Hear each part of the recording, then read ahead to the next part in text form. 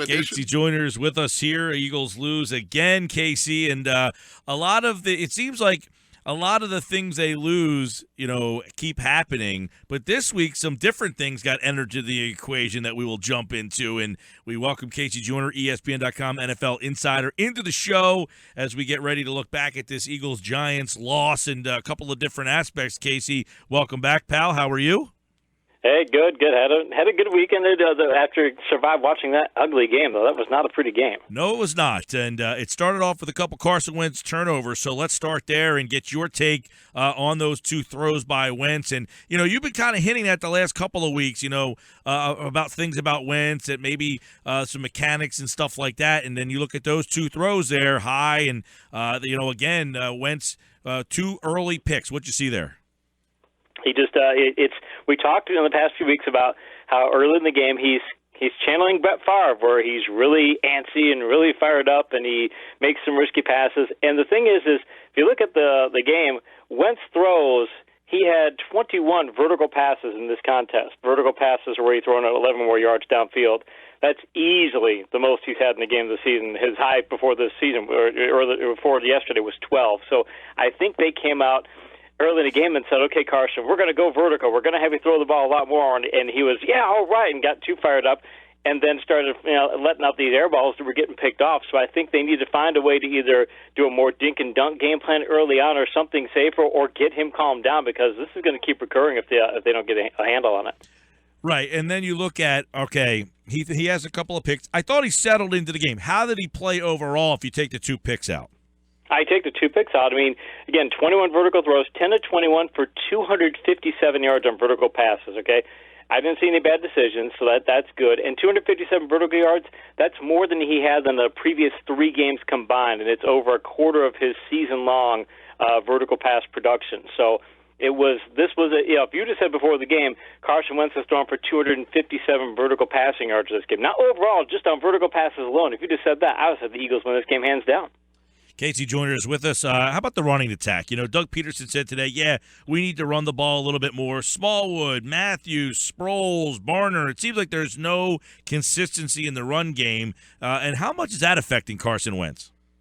Yeah, that's a big part of it. Yesterday, the Eagles had a 40% good blocking rate. That's the metric I had that measures run blocking effectiveness.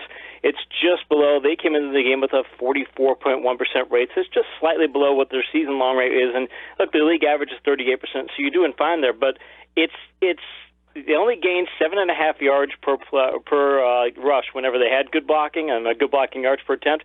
That's below the league average. That's below what they've been all year long. But the biggest thing was you're seeing them.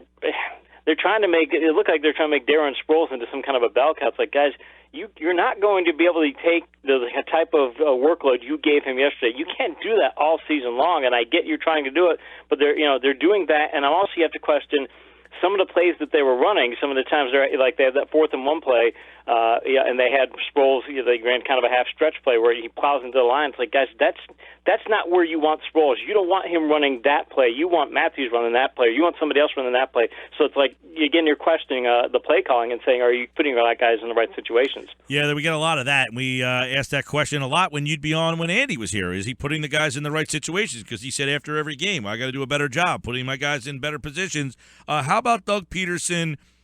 Today, I stick by what I did on 4th down. Was he too aggressive? Do you mind that he went for it on 4th down? You had the 4th down and 1 on the 6-yard line was the play you're talking about. They had a 4th and 2 inside the 30 that they went for. They didn't get that. So what do you think of Peterson early in the game, too? This is all before halftime. Yeah, and the 4th and 2 play, okay, I'm not sure I want to run a read option play to Wentz. I'm not sure I want to do that, but you would think that on that play they had Jordan Matthews assigned to block Jason Pierre-Paul. Really? That's what you want to go with on 4th and 2 and an important drive, and you're trying to set the tone early in the game. You want Matthews blocking Pierre-Paul. Matthews did exactly what you'd expect to do, kind of did a half push block that Pierre-Paul easily beat, and that was the beginning of the disrupting of the play. I mean, there was nothing else to do from there, because now you've got him right in the rushing lane, and other players won their battles too. But you look at that and go, that was your play call. I mean, the X and the O, you can get that blocked on paper, or on a computer screen, but not in real life. And we talked about this a few weeks ago in the Lions game. They did the same thing. They're asking receivers to make perimeter blocks and blocks on the outside to break a perimeter play, and it's not working. So it's like, you don't have the receivers to do this. Stop trying it. Yes, they don't, and that's the thing, and that's exactly kind of what I said. I said, I don't mind if you go for it on fourth down here and there, but you got to have a guy that you trust. There's not a guy on this offense they can trust right now. No, and the thing is you're going to go on that 4th and 1 play, where they had Sproles go into the line. Okay, I know that Matthews hasn't been what everybody wants him to be. He is your power back. I mean, Sproles is not going to be your power back, so you don't put him out there on a power rushing play. Just don't do it. Maybe as a change of pace, that's fine. That's 4th and 1. They're looking for the power rushing play. You don't want your smallest running back out there. You want your big guy. Fine, Matthews isn't doing that great, but he's better suited for that role. So, yeah, the Eagles need to upgrade, but you can't just say, well, we're going to use Sproles as a power back and make it happen. It's just not with that. You can't do it. Same biggest surprise in the game to me is the Eagles' lack of rush on Eli Manning. Did you see the same thing? I mean, was that a surprise? I thought they would. They got some pressure on him, and even had a key sack at late in the game, or they got to, but not as much. I thought they would really cause some problems. He had a field day with them. Yeah, you're only talking 1 sack and only 2 quarterback hits. I mean, it's just. You would have expected a whole lot more than that. Although the as big a surprise almost, or maybe not as big, but in the same category in surprises, was Leotis McKelvin. McKelvin, I tracked that they had 5 passes thrown his way. He allowed 5 completions. 3 of them were for 20 or more yards, and 3 of them were for touchdowns. I mean, this is a guy who was a shutdown corner last year, and he's. If what we saw yesterday is what we're going to see the rest of the season, now the strong point of the Eagles secondary is now a weakness, and given the state of the rest of the secondary, that's going to be a problem down the line. KC Joyner is with us, taking a look back at some of the things here. All right, I see Giants, see if you concur, playing cover 2 virtually the entire day. That's 7-on-7. Eagles refuse to run the ball. You got to get them out of that cover 2. They played into the Giants' Steve Spagnuolo all day long. Yeah, I think they saw some of the vertical passes they were hitting and said, let's keep doing this.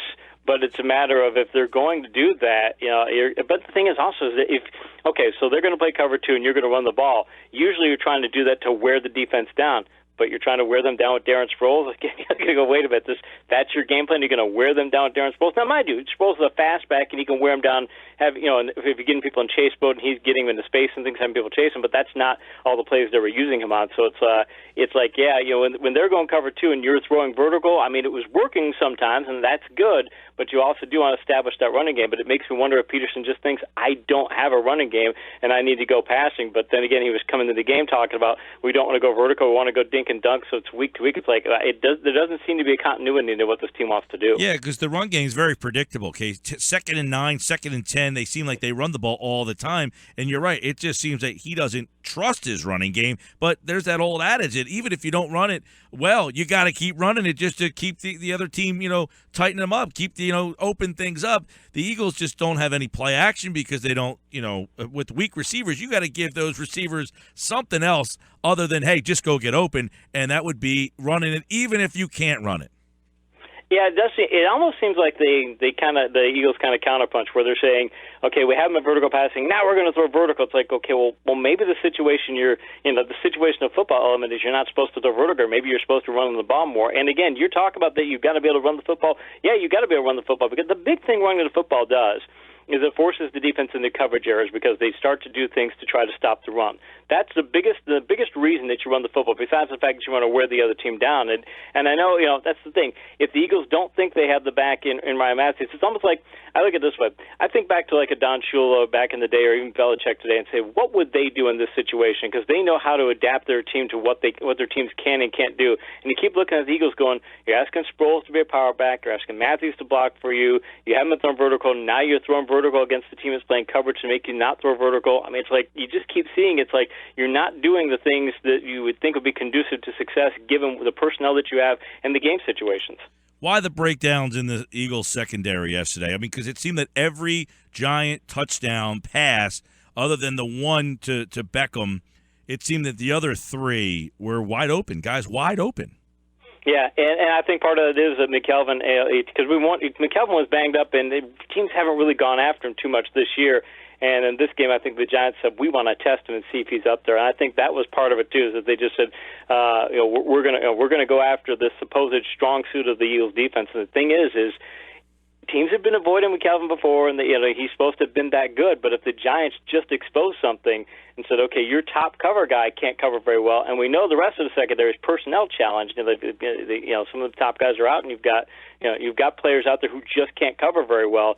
You start, if this is the case, if you've got if your top corner is taking a step back like this, the Eagles could be getting into a lot of shootouts, and Peterson's then going to have to start creating game plans to start to protect the defense.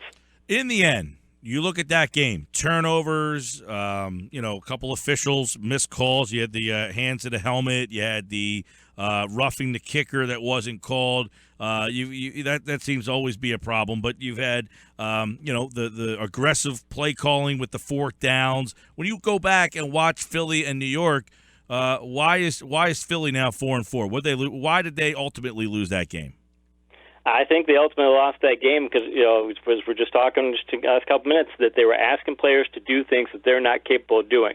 They're trying to put too much in the vertical passing game, and you're trying to do running plays you shouldn't be doing. You're making little mistakes here and there. It's just a number of different things. It's not that's the troubling part about it is if you could just point to one thing and say this is the problem. That's it. It's like, well, your play calling's off, and when you ask Wentz to do much too early, Wentz is inaccurate, and there were issues in the special teams, and now your top corner isn't covering very well. You start making a checklist of, wow, there's 5 or 6 different things. It's not just one thing. It's a variety of things, and that's the concerning part is once you have this many problems to solve, maybe, you solve 1 or 2 in a week, you still have 3 or 4 you didn't get solved. It could be a big problem down the line. All right, so moving forward here, with this personnel, Matthews, Ertz got more involved yesterday. Burton was involved earlier, then he kind of vanished from the game. You've got Green Beckham. I think yesterday was really the first time you saw why Green Beckham got traded. I mean, he had a terrible effort yesterday. Treggs seemed like he opened up some things, but they didn't,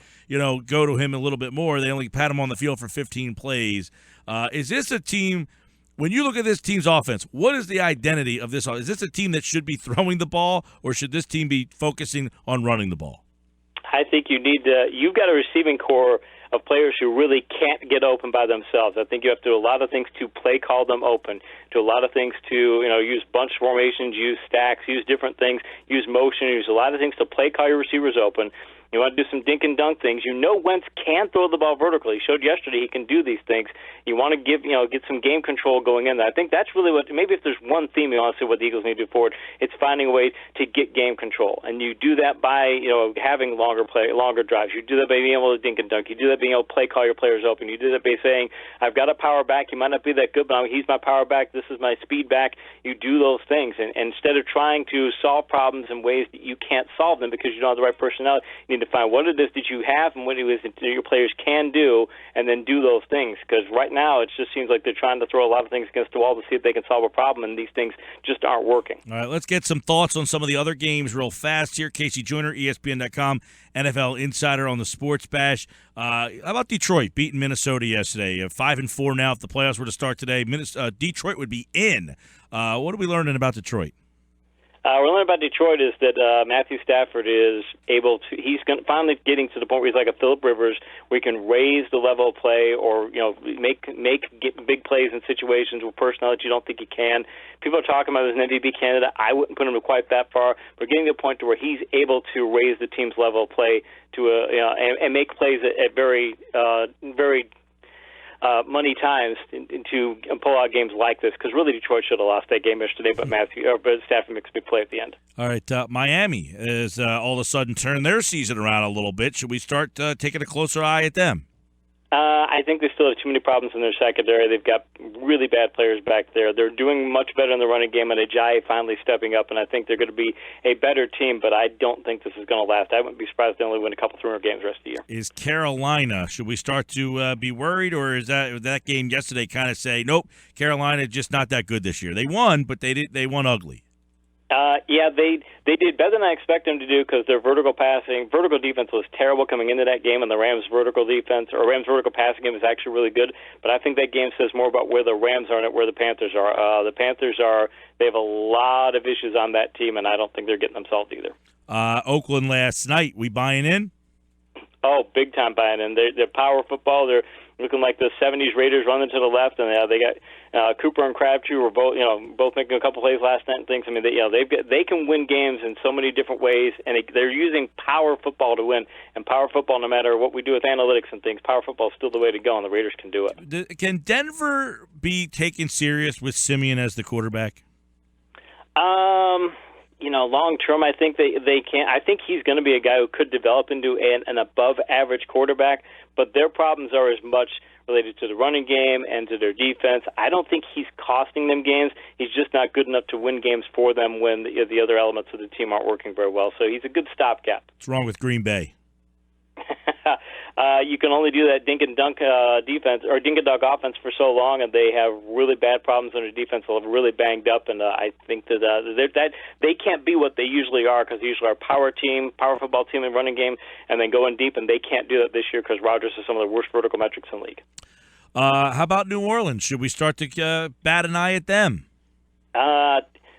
San Francisco's the second worst team in the league. Only Cleveland's probably worse. And if you go to San Francisco and look, the 49ers stayed in the game for a while, and their defense finally, they've got maybe the worst run defense. One of the worst run defenses maybe in NFL history if they go this way for the rest of the year. So I'm not going to read anything into that. What about Pittsburgh? Is it just Roethlisberger rusty, or is there some problems there?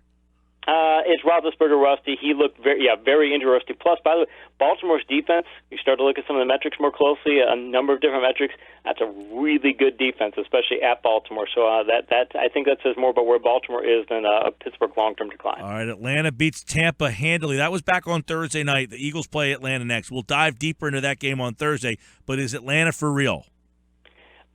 A lot of why they're doing so well is they haven't played very good defenses. They're going to go through a test over the next 4 weeks, or next 4 games that they have.